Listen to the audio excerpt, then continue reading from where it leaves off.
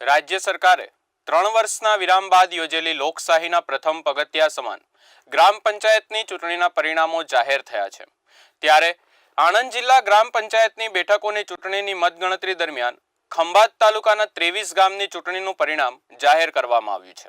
ખંભાત તાલુકાની ચૂંટણીનું પરિણામ ખંભાતની માધવલાલ શાહ હાઈસ્કૂલમાં સવારથી ચુસ્ત પોલીસ બંદોબસ્ત વચ્ચે હાથ ધરવામાં આવ્યું।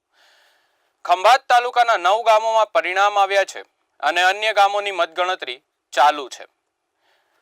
એવી અપેક્ષા છે કે મતગણતરી કેન્દ્ર બહાર વિજેતા ઉમેદવારોના સમર્થકોનો જમાવડો જોવા મળ્યો હતો।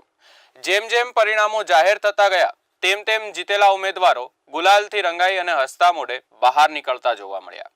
બીજી તરફ હારેલા ઉમેદવારોના ચહેરા પર નિરાશા પણ જોવા મળી।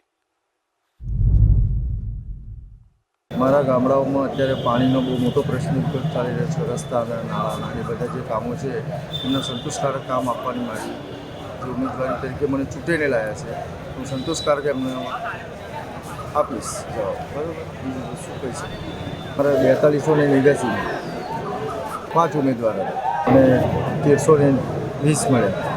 મેં એમના વિશ્વાસને જાળવી રાખીશ ને ગામજનોના જે પણ કામની જરૂરિયાત હશે એ પ્રમાણે કામ આપીશ।